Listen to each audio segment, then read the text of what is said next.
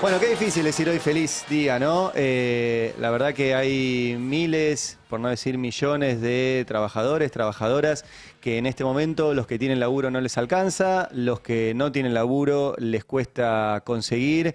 Despidos sistemáticamente, celebración sobre esos despidos, crueldad, en especial cuando hay despidos en el Estado, y sectores de la actividad privada que también están con un resentimiento muy importante en términos de puestos de trabajo, por ejemplo, la industria y otros sectores.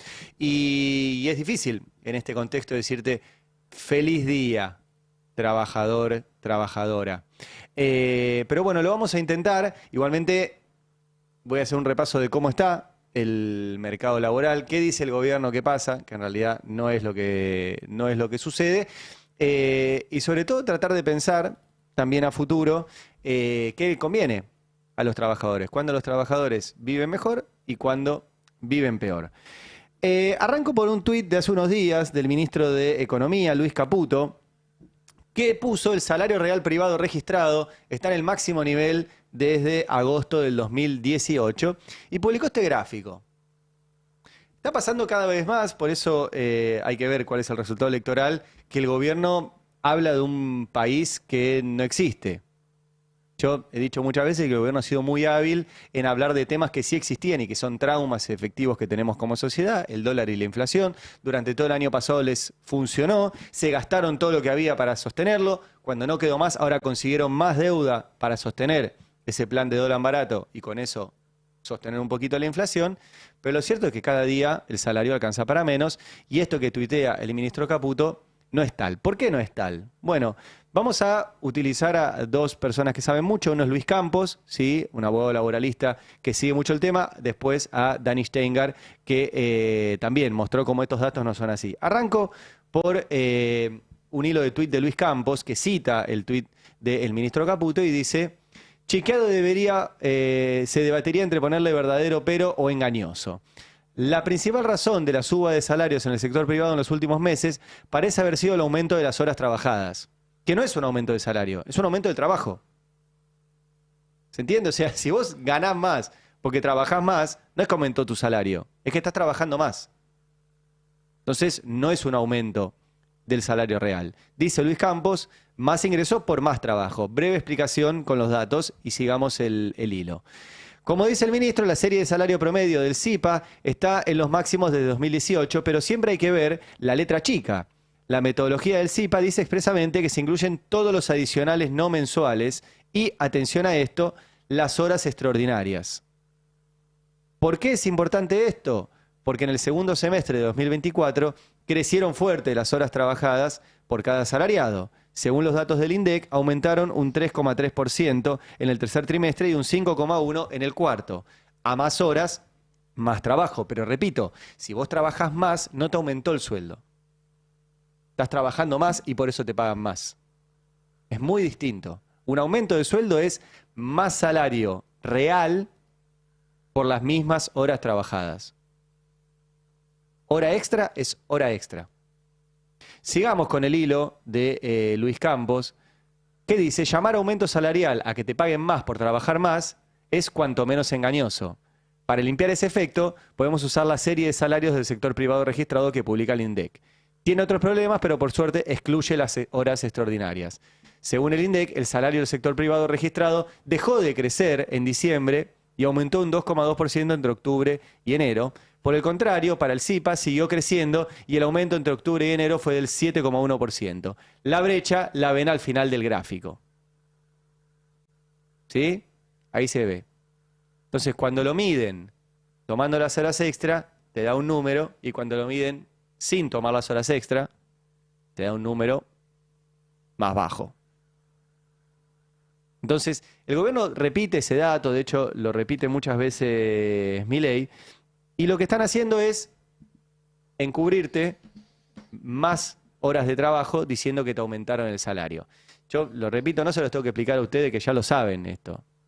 Porque ustedes saben que no es que te aumentó el salario, es que ganaste más con tu mismo salario porque te quedaste más horas laburando. Y hay otra forma también de leer esto que dijo Caputo, que no es cierto, que la aporta Dani Steingart. Le mando de vuelta un saludo y un agradecimiento al enorme laburo de divulgación que hace a través de su cuenta de Twitter, que cita el tuit de Caputo y dice, para dar contexto, Argentina tiene 21 millones de personas ocupadas, de las cuales asalariados son unos 15. ¿Sí? De esos 15, el componente sector privado registrado, que es el que midió Caputo, son poco más de 6.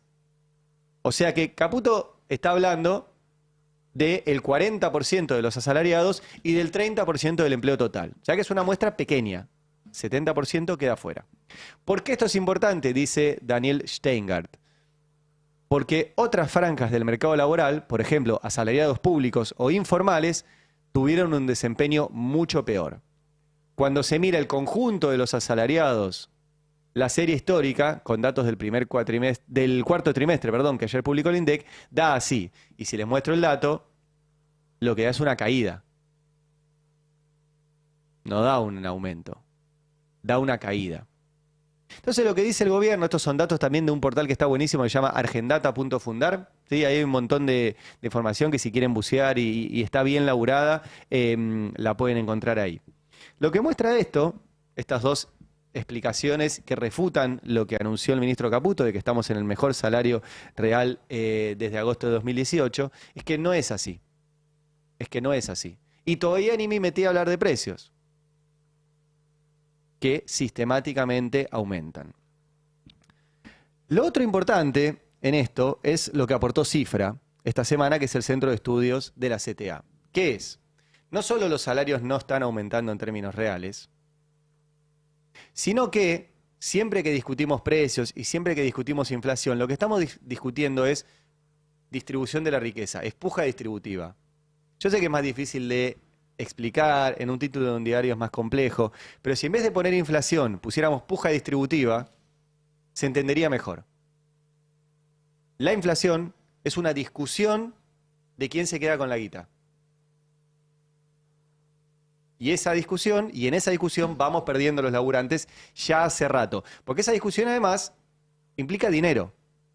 Implica cuánto significa nuestro salario en el ingreso nacional e implica, si esa participación del salario en ingreso nacional significa menos, cuánto le estamos transfiriendo de nuestro salario al sector del capital. Bueno, eso es un trabajo muy interesante que hace Cifra, que lo publicó hace unos días, y se los quiero mostrar porque es el día para hablar de esto también. Este gráfico muestra, desde el 2015 hasta hoy, cuál ha sido la participación de nuestros salarios en el valor agregado, en el ingreso nacional. En 2015, nuestros salarios representaban el 51,8%, o sea, más de la mitad. Eso no pasaba desde el año 1974, y en el año 1974 no pasaba desde la década del 50. Curiosamente pasa que se tocan los picos máximos de participación de los salarios en el ingreso nacional con los gobiernos peronistas. No es casualidad. Pasó con el primer peronismo, pasó con Cámpora Perón en los 70, pasó con Néstor y Cristina en los 2000. Siempre pasa ahí. Y lo que muestra este gráfico es que cuando no hay gobierno peronista, la participación baja. Por eso fueron los golpes de Estado. El golpe de Estado contra Perón fue por esto, el golpe de Estado en el 76 fue por esto, y el ataque sistemático y el lawfare y la persecución y todo eso contra Cristina fue por esto. Fue por esto. Por cómo se distribuye la guita. Bueno, de ese 51,8, hoy estamos en el 44. O sea, 8 puntos abajo. Ahora, esos 8 puntos que perdemos los trabajadores no es que se evaporan, no se van a Marte, se van a algún lado. Por eso se llama distribución de la riqueza o puja distributiva. Y siempre hay distribución de la riqueza. Esa idea de que el concepto de distribución de la riqueza es solamente de nuestro espectro ideológico, no es cierto. La riqueza siempre se distribuye, el Estado interviene en esa distribución de la riqueza y a veces se distribuye mal. Bueno, viene cayendo. ¿Qué más muestra el Centro Cifra? ¿A dónde se fue esa riqueza? En realidad, ¿dónde la fuimos perdiendo? Bueno, 7,76% lo perdieron las remuneraciones. ¿Y se fue todo al sector de capital? No. Se fue una parte en impuestos y otra parte, ahí dice excedente de explotación. Eso es rentabilidad empresaria. ¿Qué más muestra este estudio de cifra? Esta diferencia que es clave entre productividad y salario. La productividad es cuánto produce, valga la redundancia, cada laburante. El salario es lo que cobramos por producir eso. El gráfico se ve que del 2015 para acá, los dos números bajan. Baja la productividad y bajan los salarios.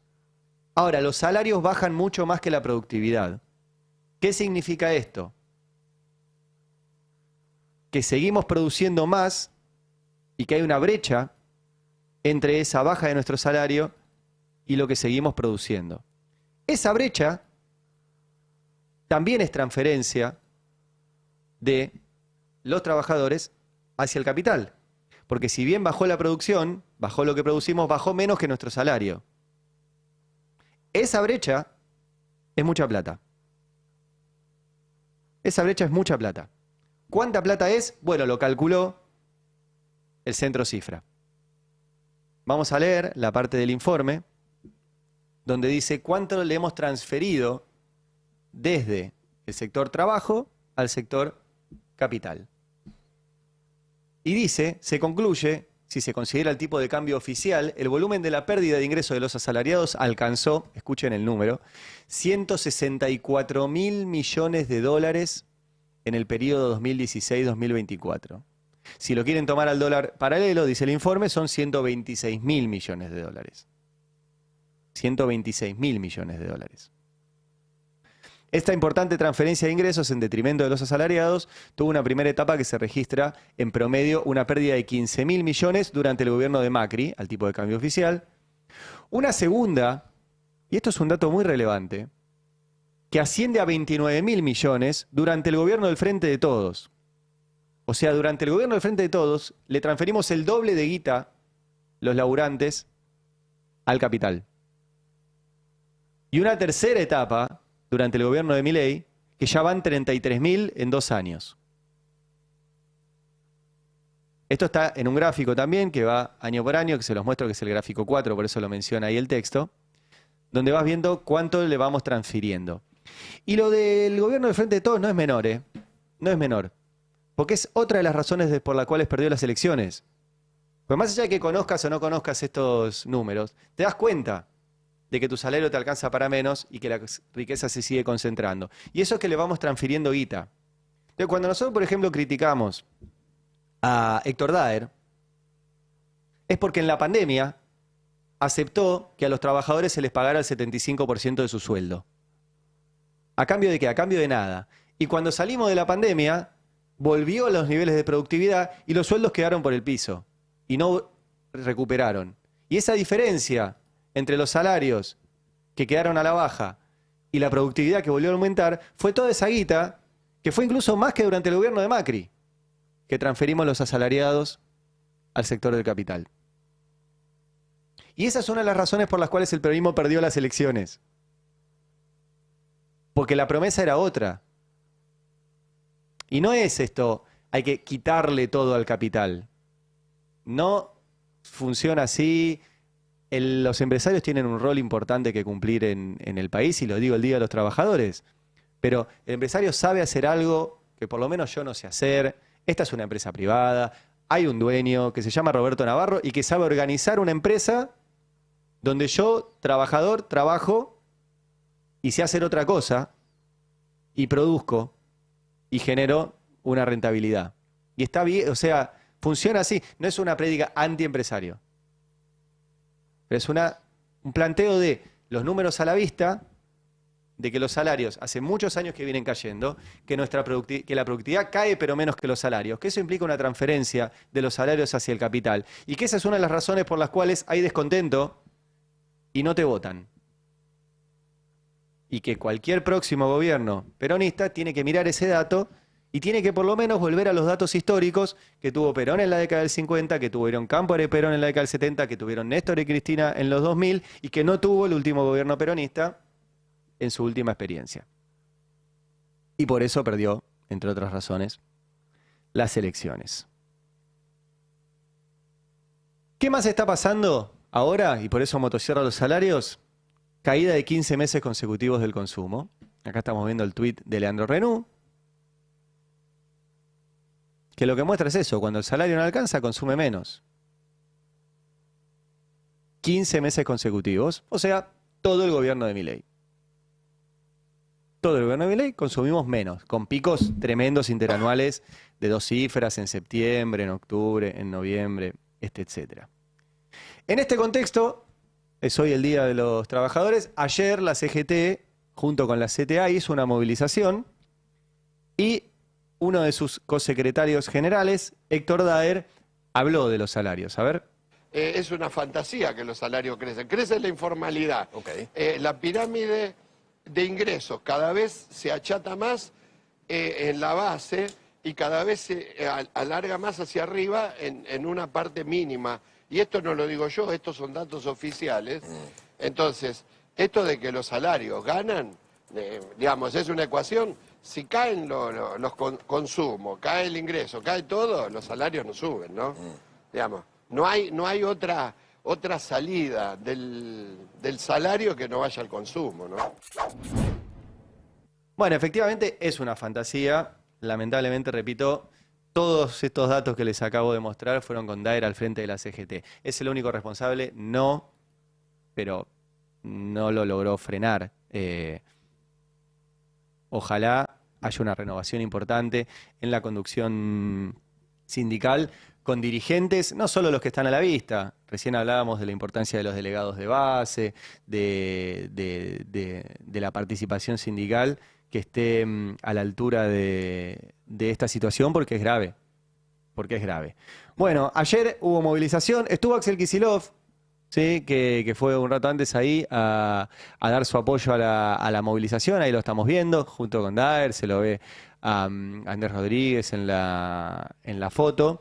Estuvo obviamente ahí estamos, una foto más general, con los integrantes de las 3 centrales sindicales y Axel Kicillof. Hay un apoyo fuerte del sindicalismo organizado a la figura del gobernador Kicillof. Ahí lo vemos a Carlos Bianco también en la foto, el ministro de gobierno. Está Verónica Magario también, ¿no? La vicegobernadora ahí. Y se lo veía también a Hugo Yasky en la foto, que habló también ayer en la movilización con el móvil del Destape. ¿Qué dijo Hugo Yasky, que es diputado nacional y secretario general de la CTA? Bueno, Hugo, ¿qué diga, Hugo? Una jornada de lucha, de movilización, de reivindicación de los derechos de los trabajadores y los jubilados. Nadie va a rendirse, nadie se va a arrodillar. Y recordando también al Papa Francisco, que en esta lucha está presente como un símbolo de la justicia social. Bueno, ahí la imagen eran las tres caras de las 3 centrales sindicales, ¿sí? Estaba Hugo Cachorro Godoy, Hugo Yasky y Héctor Daer.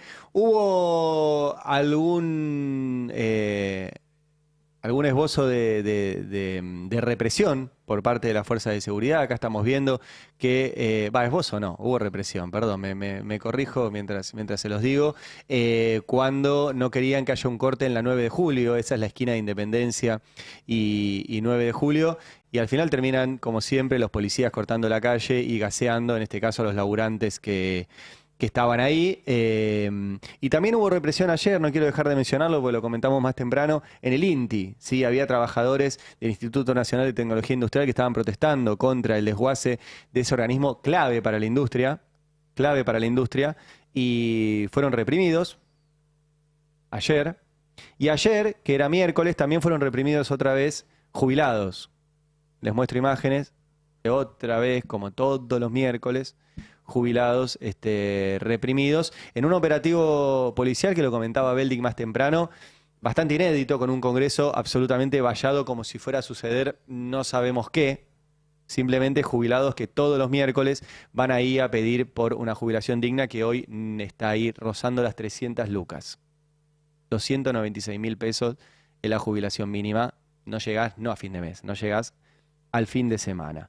Bueno, Milei, mientras todo esto sucedía, estaba dando una charla, una larga charla que dio en Expo EFI, y dijo que se los acusa de no tener corazón, pero que ellos sí tienen corazón. Mirá. Y después nos empezaron a llorar con la cuestión social, que nosotros no tenemos corazón, qué sé yo, de esas cosas que dicen. Y la realidad es que hace 11 meses que el salario real no para de subir, la tasa de desempleo no aumentó, y entre el trabajo hecho desde la macroeconomía, la enorme labor de Sandra Petovelo cortándole el curro a los gerentes de la pobreza y con Patricia Bullrich manteniendo el orden en la calle, esa mejora de la actividad, mejora del empleo, mejora de los salarios reales, hizo que la pobreza medida en la frecuencia mensual, que cuando sinceramos la economía saltó al 57%, hoy está en el 35%. Quiere decir que la pobreza cayó 22 puntos porcentuales. Es decir, que los liberales desalmados que no quieren a la gente sacaron de la pobreza a 10 millones de seres humanos, algo que nunca había pasado en la historia argentina con tanta fuerza en tan poco tiempo. Bueno, ese es el discurso del gobierno. Salarios que suben, pobreza que baja, trabajo que aumenta.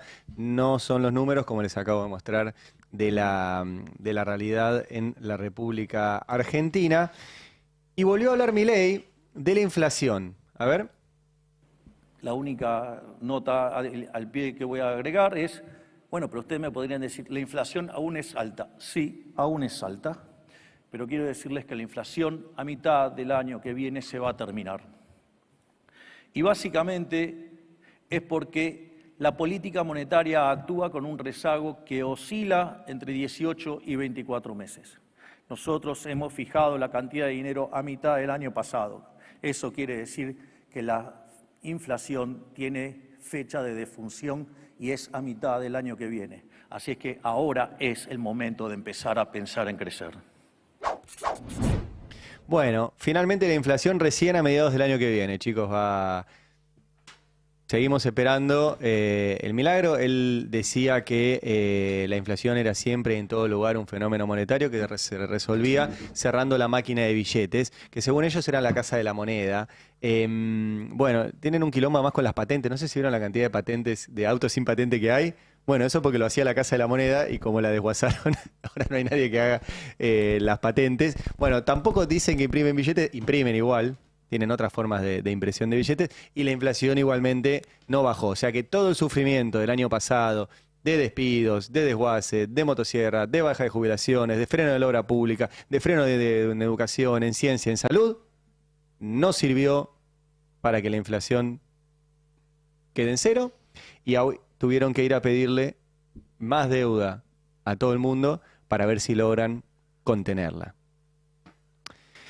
Ayer habló Federico Sturzenegger también, que habló en inglés porque está en Harvard, en un evento que se llama JFK Junior Forum, y sigue dando vueltas el ministro de Regulación a favor de las grandes empresas diciendo esto.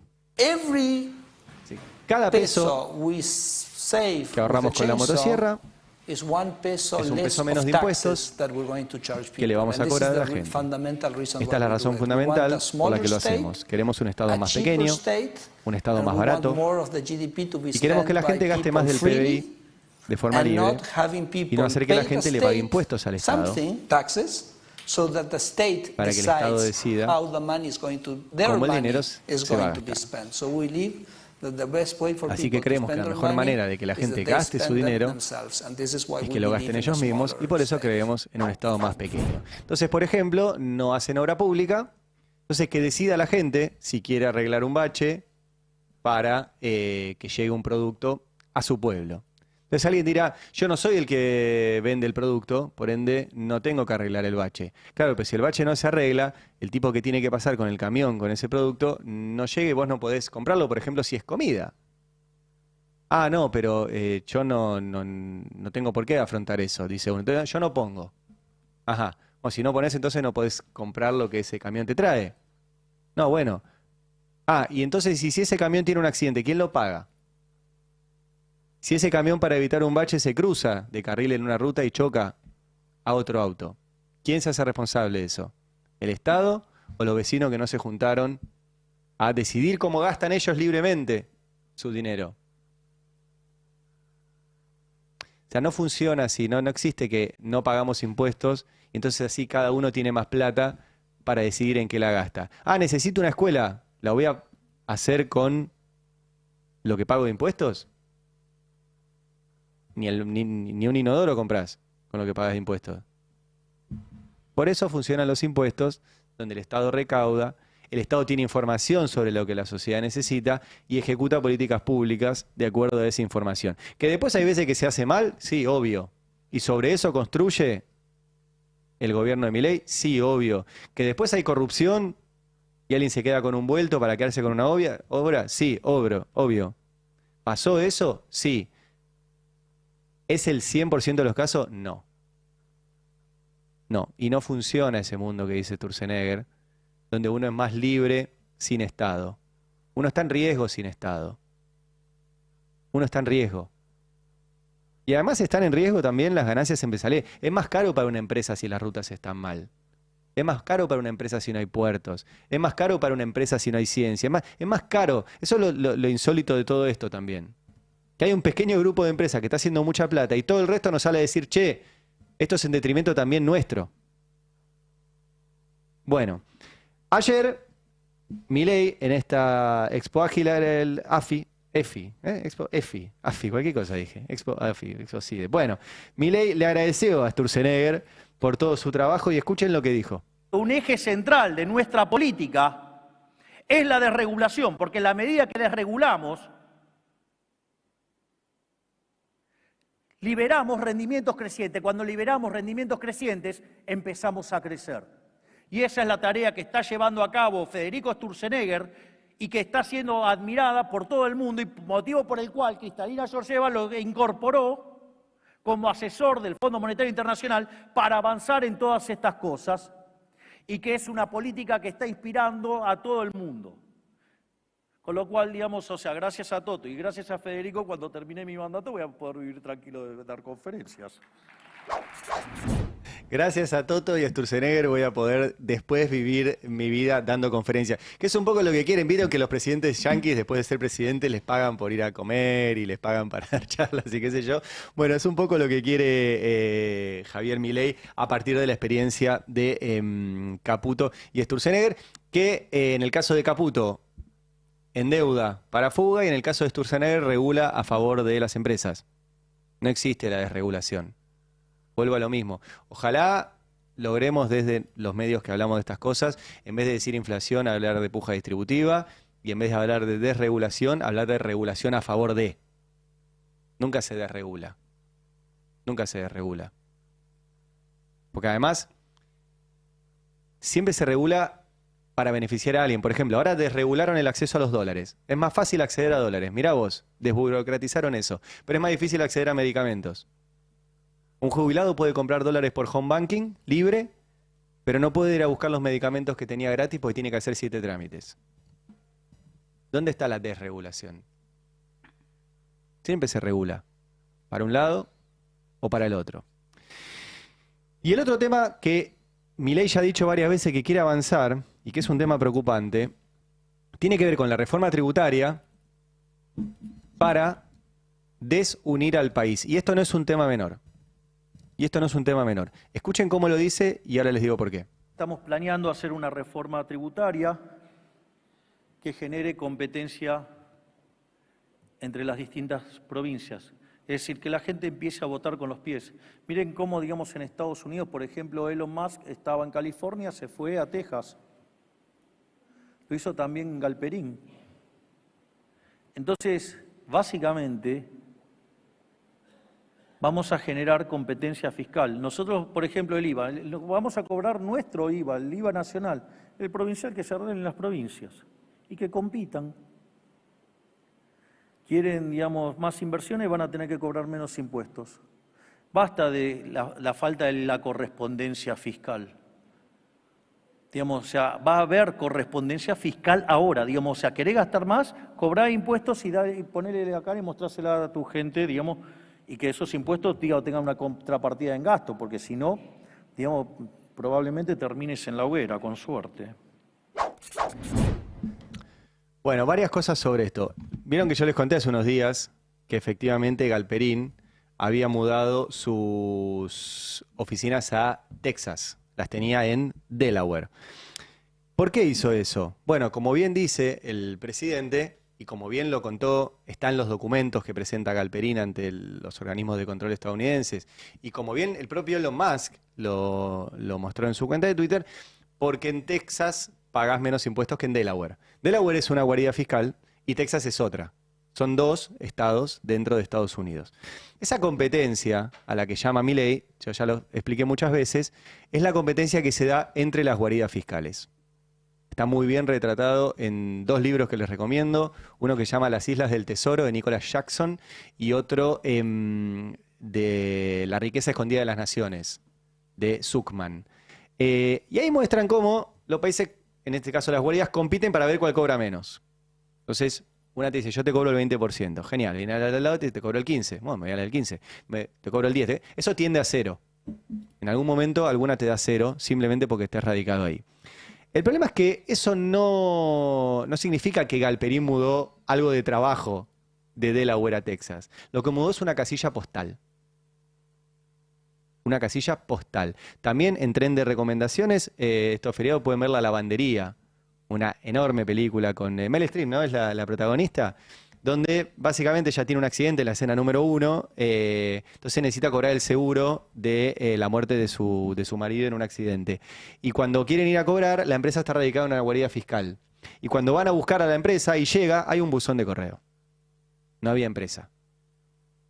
En las guaridas fiscales lo que hay es edificios donde los Galperín, los Clarín y un montón de empresas dicen que tienen su sede ahí, y en realidad solamente tienen la sede fiscal para no pagar impuestos en el país donde generan la plata, donde generan la rentabilidad. Eso se traduce hacia adentro de los países, donde las empresas eligen pagar impuestos en el lugar donde pagan menos o donde quieren, en lugar de donde generan dinero. Por ejemplo, pasa mucho en la provincia de Buenos Aires.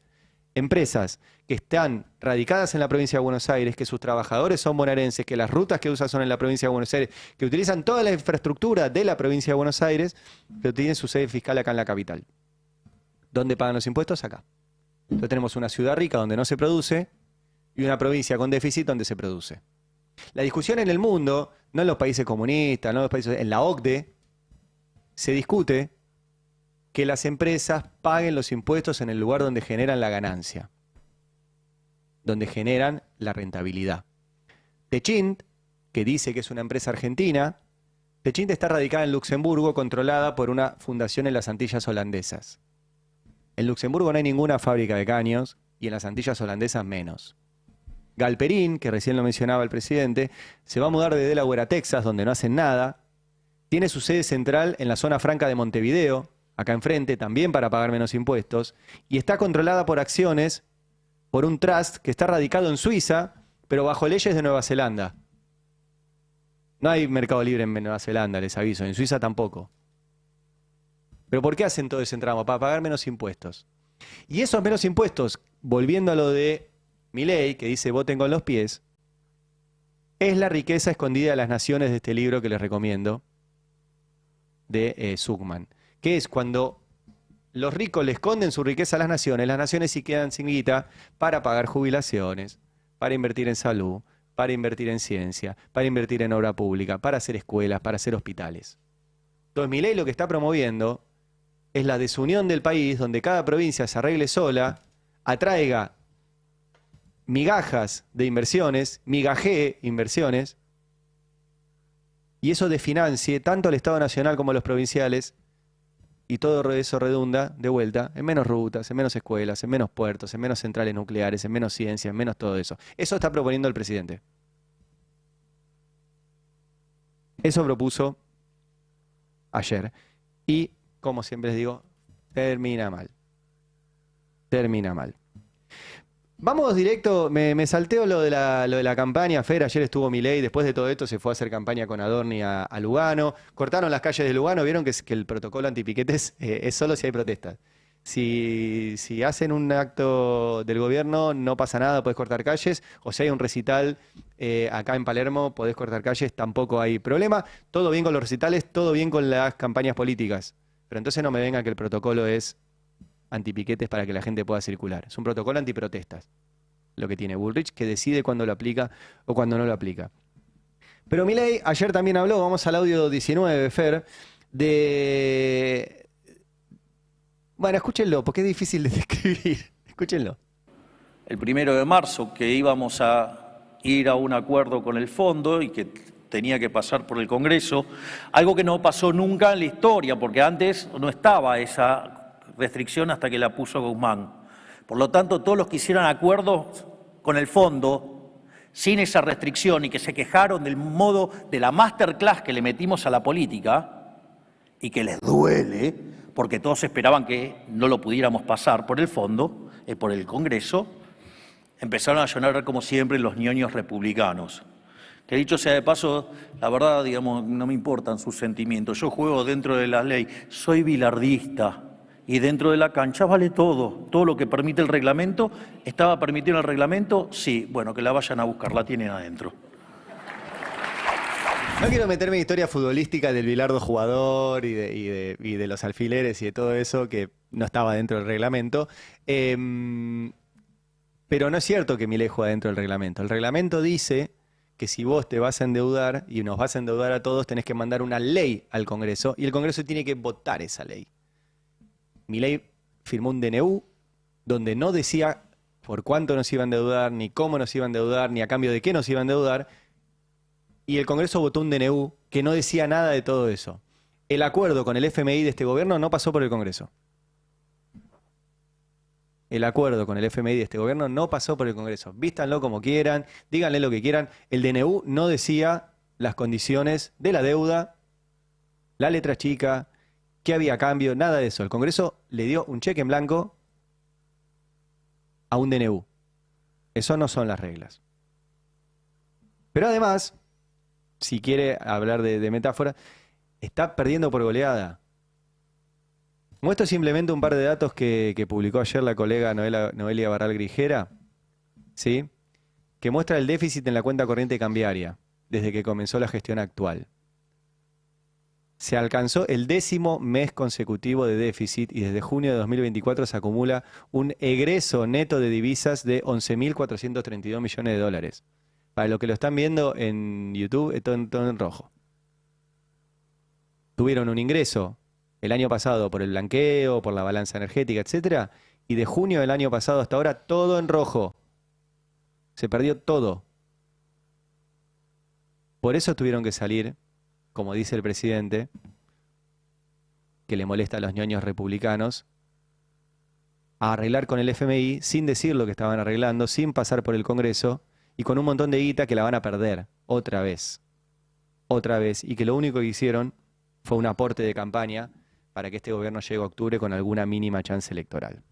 Ayer hubo otra novedad económica que le dio el ministro de Economía Caputo. Ahora un rato con Cande nos vamos a meter, y si no te pido ahora que comentes algo, que es que anunció que se eliminan las retenciones a las exportaciones industriales, en un largo tuit.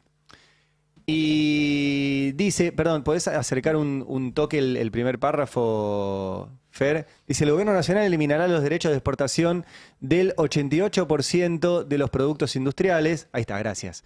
De ahora en más, 4.411 productos no tendrán que pagar retenciones de entre el 3 y el 4,5% sobre el valor de la mercadería. Está buenísima esta decisión. Está buenísima. Recontra sí. Siempre y cuando haya algo que exportar de la industria. ¿No? Perdón, te sumo esto y después retomo el editorial.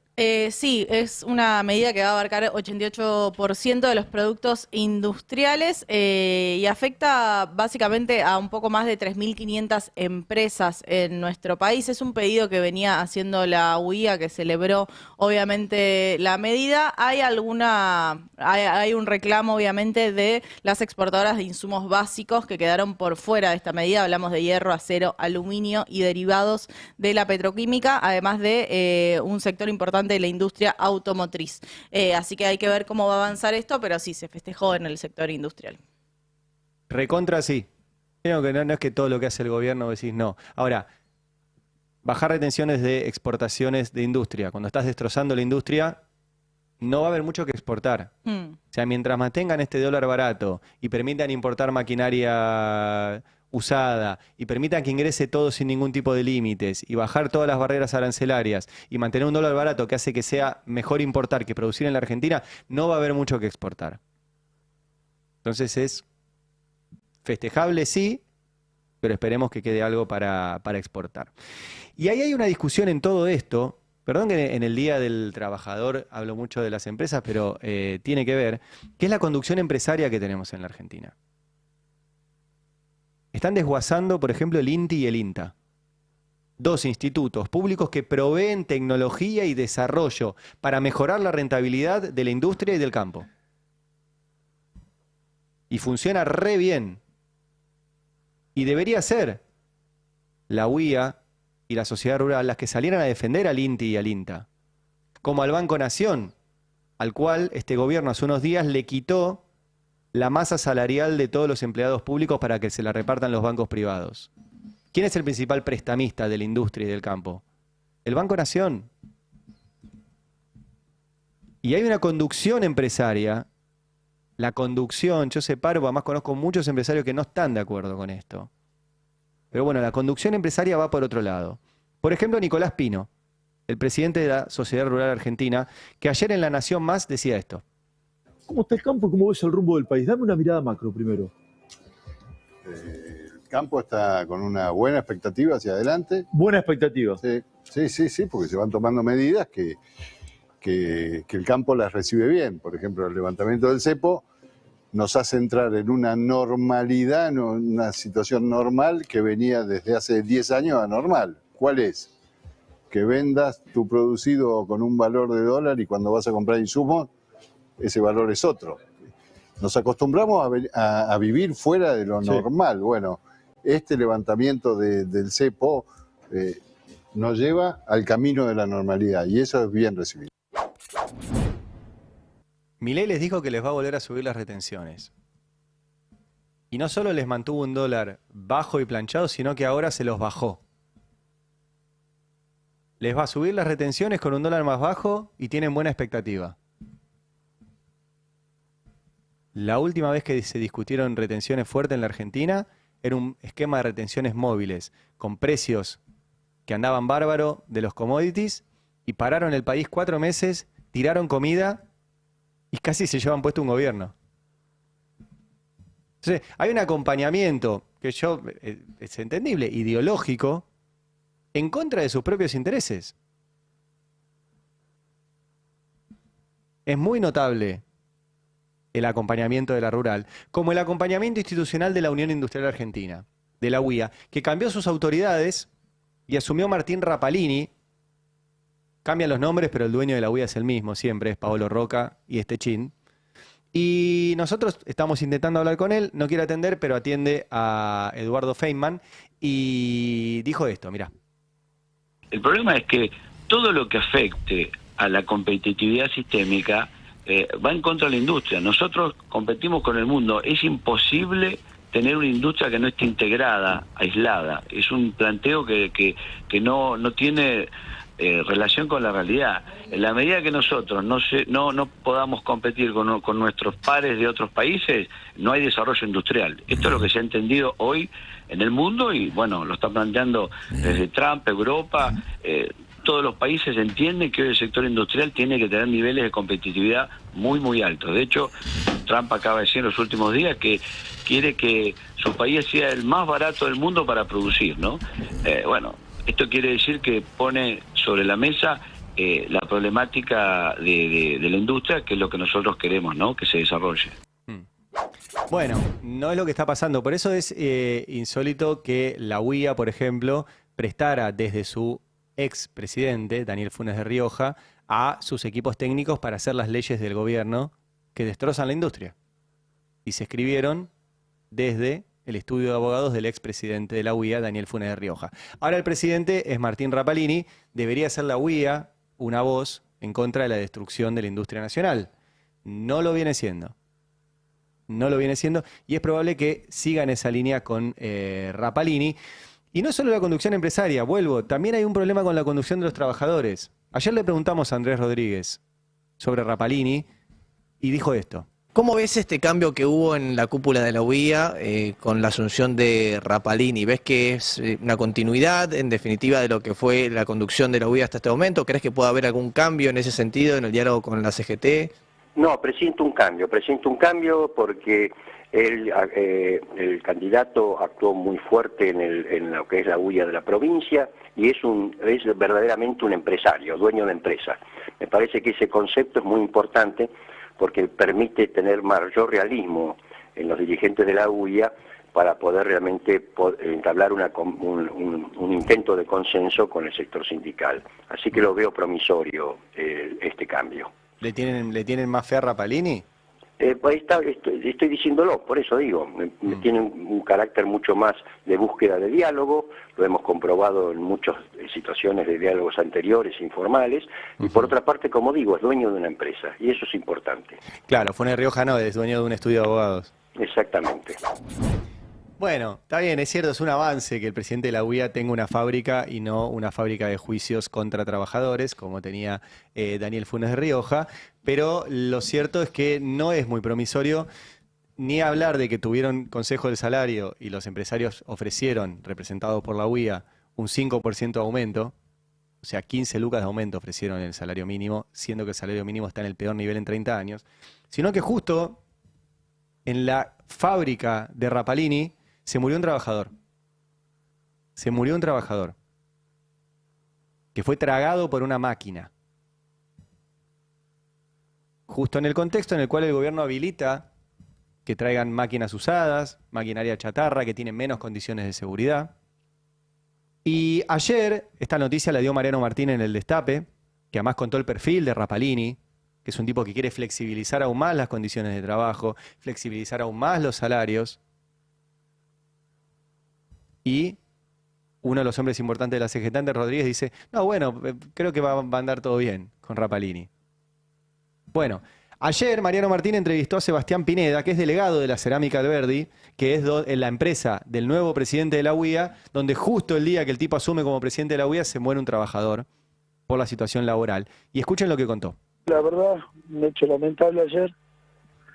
Yo voy a ponerle comisión directiva, secretario gremial. Nos avisaron a las 6 de la tarde de que un compañero había tenido un accidente en la parte de molienda. Pues dijimos ahí, nos dimos con la noticia de que había fallecido, que la molienda se había estado trabajando en el costado y como no tenemos mucha seguridad, absorbió la parte de la molienda. En ese momento, bueno, hablamos con los 6 compañeros que estaban ahí, la verdad que estaban choqueados. Los encargados, todos los que estaban ahí no querían parar la producción, querían solo parar molienda nomás y que siga la producción. Vino un delegado que justo estaba en ese momento, nosotros antes de llegar, bueno, agarró él y paró la producción. Y la verdad, y nosotros nos dio tanta bronca, tanta rabia de ver a los compañeros cómo estaban. Ese es el relato del delegado de la empresa del nuevo presidente de la UIA. Les avisaron a las 6 de la tarde, dijeron que había que seguir laburando, después dijo que tenían la orden de arriba de pedir que vinieran a trabajar igual o iban a perder el presentismo, y después contó que a las 10 de la noche todavía no habían sacado el cuerpo del trabajador y que querían que el otro turno entrara a trabajar. No sé qué expectativa tendrán desde la CGT con esta nueva presidencia de la UIA, pero no arrancó bien. Cierro con una cosa que no quería dejar de mencionar, porque lamentablemente vieron que los temas por ahí día a día se repiten, pero porque día a día tienen una actualización, y hay una reactualización otra vez del ataque a periodistas por parte del gobierno. Contamos ayer, que Santiago Caputo, que es uno de los tipos más poderosos del país, estaba en un evento, estaba en el debate de los candidatos de la ciudad, ¿no? Ahí sucedió lo del fotógrafo. Sí. Estaba saliendo de ahí, le querían sacar una foto, el colega Antonio Becerra, y lo que hizo Caputo fue primero querer taparle la cámara y después intimidarlo, mirándole la credencial para saber su nombre y sacándole una foto con su celular a la credencial. Y Manuel Adorni, que en algún momento estuvo del otro lado del mostrador, siendo panelista televisivo, ahora es el vocero presidencial y dijo esto cuando le preguntaron sobre esa situación. Bueno, en principio, yo estaba al lado de él, así que fui testigo presencial y ocular del hecho. A mí me parece que si vos me sacás una foto a mí, estoy en todo mi derecho, tenga o no una cuota de poder en algún lugar en sacarte una foto. Y de hecho el asesor Caputo le sacó una foto, quería saber quién era el periodista porque quería efectivamente ver si había salido bien o no en la foto. Y me parece que está bien. Era un lío muy grande de fotógrafos y de periodistas. De hecho, a mí, sin quererlo, por supuesto, me han empujado, me han golpeado con un micrófono. Yo soy vengo del palo de ustedes, pero y entiendo que esas situaciones muy desordenadas ocurren. Era un ámbito donde había mucha gente y donde, es cierto, había un poco de desorganización a la entrada y a la salida del lugar. La verdad que fue una situación muy incómoda para todos, pero la intención de Santiago era efectivamente ver cómo habían salido las fotos, nada más.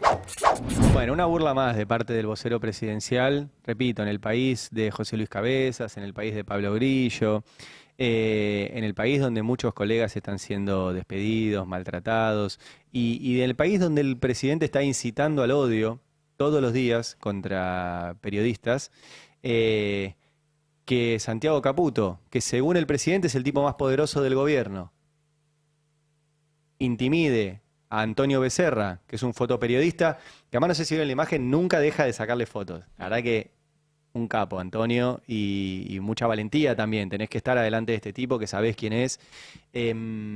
No se puede justificar con que quería ver cómo salió en la foto. La verdad que nos están tomando de tontos. Y sobre todo porque ayer siguió la diatriba del presidente contra periodistas. Ayer le tocó a Brancatelli. Brancatelli puso de vuelta a Milei, no odiamos lo suficiente a los periodistas. Aquí ponemos en evidencia al gran mentiroso de Brancatelli. ¿Por qué dice esto? Brancatelli publicó que Sandra Petovelo no estuvo el domingo en la Casa Rosada porque se había quedado paseando, no sé qué. Le contesta a Sandra Petovelo y le dice que es falso, que se quedó en su casa después de una intervención quirúrgica. ¿Sí? A mí me interesa esto porque decir que un periodista miente, yo considero que no es un ataque a la libertad de expresión. Opinar distinto que un periodista no es un ataque a la libertad de expresión. Y refutar a un periodista con información chequeable y veraz de que ese periodista publicó algo que no es un ataque a la libertad de expresión. No estoy refiriéndome al caso de Brancatelli, estoy hablando en general. Si a mí alguien me dice, vos mentiste, no me está atacando a mi libertad de expresión. Nosotros no tenemos ninguna coronita, ni privilegio, ni nada. Con nosotros se puede disentir, se puede discutir, y si nos equivocamos, se puede mostrar que nos equivocamos, y nosotros tenemos que reconocer si nos equivocamos. Ahora, esto, perdón, pone de vuelta. Acá no le dijo, mentiste. Acá incitó al odio y a la violencia contra Brancatelli. Entonces, si Brancatelli mintió, ya pasa a un segundo plano, porque tenemos al presidente incitando de vuelta al odio contra un periodista particular. Que ayer fue Brancatelli, anteayer fue Nacho Girón, anteayer fue Bonelli, anteayer fue Navarro, anteayer fue Fontevecchi, y todos los días es uno distinto. Y eso después tiene consecuencias que son dos. Una es la autocensura de todos los que todavía no fueron apuntados por el presidente y no quieren ser apuntados por el presidente, entonces se autocensuran para no ser atacados virtualmente por él. Y tiene después consecuencias en la vida real, como le pasó a Roberto Navarro, que lo atacaron por esto. Le metieron una piña en la cabeza, que puso en riesgo su vida y lo tuvo 2 días internado por esto. Entonces, la autocensura de todos los que no quieren pasar por esa situación. Y esa autocensura, que sí vulnera la libertad de expresión, vulnera otro derecho, que es el derecho a la información. Todo lo que los periodistas dejan de decir es información que no reciben el resto de los ciudadanos. Entonces se les está vulnerando el derecho a la información también. Y cierro con una página, porque ayer me lo puse a buscar para que vean que existe, del libro Los Ingenieros del Caos, de Giuliano da Empoli, para que ustedes entiendan que todo esto de Milei no son exabruptos, no es que está sacado, no es que se enojó, no hay nada de eso. Paremos de tratarlo como alguien que no razona. Milei es alguien que lee, estudia y lleva adelante manuales de una secta, pero manuales al fin. En esta página que les comparto del libro, te puedo pedir el zoom allá donde... Disculpen si rayo los libros yo, pero... Milei copia el modelo del Movimiento 5 Estrellas italiano. Y explica esto, este libro, dice, desde finales del 2013, un blog que tenía el Movimiento 5 Estrellas, que era lo mismo que la oficina del presidente, vieron que comunican desde ahí cuando esa oficina no existe. Bueno, el Movimiento 5 Estrellas comunicaba desde un blog. O sea, hasta eso copió Milei. Y dice, el blog presentaba una sección dedicada al periodista del día. Por lo general se trataba de un reportero que hubiera criticado el movimiento. Se le señalaba ante las masas de grillings, que son los odiadores, como ejemplo de mala fe y corrupción de los medios de comunicación italianos y ocasionalmente se convertía en objeto de insultos y amenazas en la web. Los Grillini eran los seguidores de Grillo. De Grillo, perdón, que era el humorista que llevaba adelante esto. Tenían todos los días una sección dedicada al periodista del día. Esto pasó hace más de 10 años. Y Milei es exactamente ese manual. Todos los días elige un periodista distinto para que todos los días lo puteen en las redes y después alguien crea que lo puede ir a golpear. Dejemos de tratarlo como un... Voy a decir una palabra que no me gusta decir, pero como un loco. Tiene otra forma de encarar su estrategia política y su táctica política. Y que es un riesgo. Y que es un riesgo, porque la pregunta que le hacemos, y con esto cierro, es ¿hasta cuándo? ¿Qué tiene que pasar para que pare con esto? Para que agarre ese manualcito que copió del Movimiento 5 Estrellas italiano y lo deje de aplicar. ¿Qué tiene que pasar? ¿Que maten a un periodista? ¿Hasta cuál es el odio suficiente a los que decimos cosas que no le gustan? ¿Cuándo llega ese odio? Pero es un odio racional. Es un odio planificado. No hay ningún exabrupto acá, ¿eh? Ninguno. Está escrito, es un manual y lo siguen todos los días. Bueno, les había